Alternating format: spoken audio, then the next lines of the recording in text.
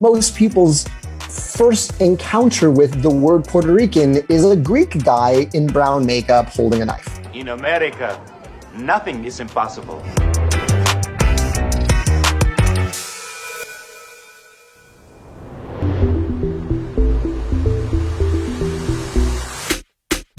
Zoe Saldana has always been someone that I've looked to and I was like, yo, like, she's Dominican, she's Puerto Rican, she's Afro-Latina. She looks like people I know and like me, and I can do it. I can do that. So tomorrow is one more day I get to dance. Selena. When I first saw Selena, hello, the body, I was like, hey, she has that big old booty. That's me. Look, all the singers are doing it. It's a style. I'm sorry in advance that Jimmy Smits is going to have to blush because he is a part of my answers. I remember going with the Hunter Hispanic Club on our half day to go see My Family, Mi Familia. Hijo, is that true?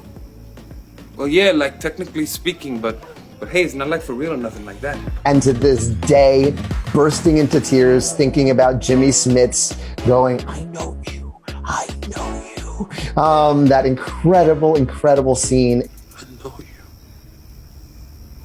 you so well. I mean, I followed Jimmy from LA Law to Bobby Simone to President Santos, and here we are. I made the right choice. And if I had to do it over again, I would vote exactly the same way. Similar to Lynn, sorry, Jimmy, but I remember as a kid, I was like such a huge superhero like geek. And one of the things that I really, really loved was Star Wars. And I remember seeing Jimmy and just thinking like, wait, that guy kind of looks like me. And like he's in space and doing all these awesome things. Captain Antilles. Yes, Your Highness. I'm placing these droids in your care. Treat them well, clean them up. Have the protocol droids mind wiped. What?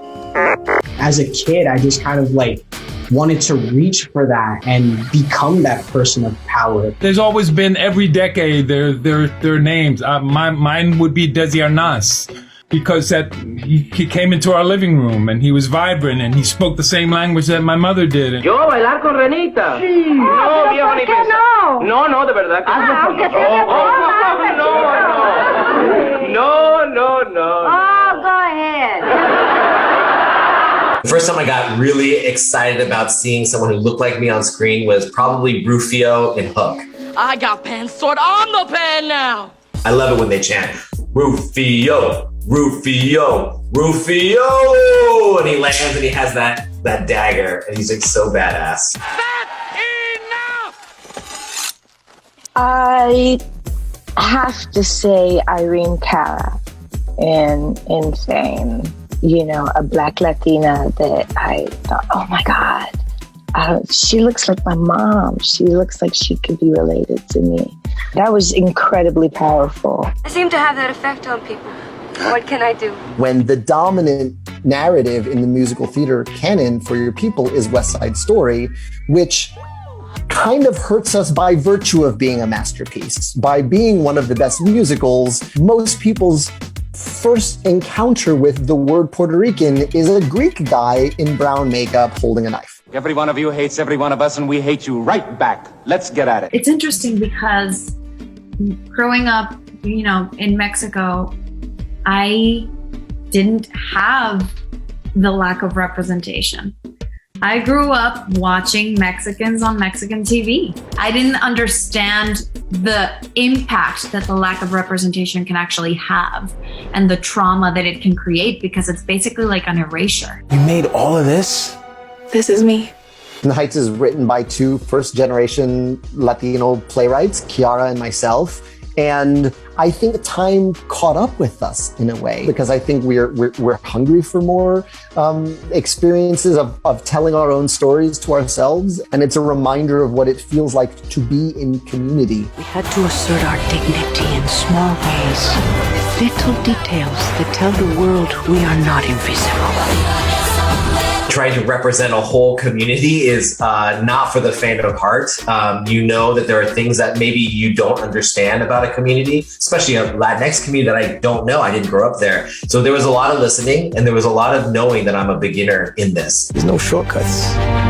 Sometimes It's rough. John and Lynn, there's a correlation between, you know, what they've been able to do single-handedly with their works for their respective communities. But for all people of color, John had the proof of concept that he, you know, could do it, that he could dream that big with Crazy Rich Asians. He was able to prove that not only to the world, but to himself. And he brought that experience and that vision to what Lynn had already created so many years ago. Lynn wrote this musical because he was like, I'm never going to get cast on a show on Broadway. So I'm going to write it. You know, I'm going to write what is missing. Lynn single-handedly, I think, has done so much for the Latinx community and the industry and with his work. It's a beautiful thing to have people behind the camera that are as passionate and love the story so much, because it creates an environment of love and respect and just good energy. And I think that's what we had on the set of In the Heights.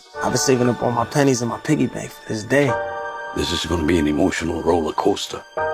The odds are against you. Thrilled to be talking to you on IMDb, where the casting and production of this have been rumors for 11 years, and now you finally have the final thing. And please check us out on HBO Max or in theaters June 11th.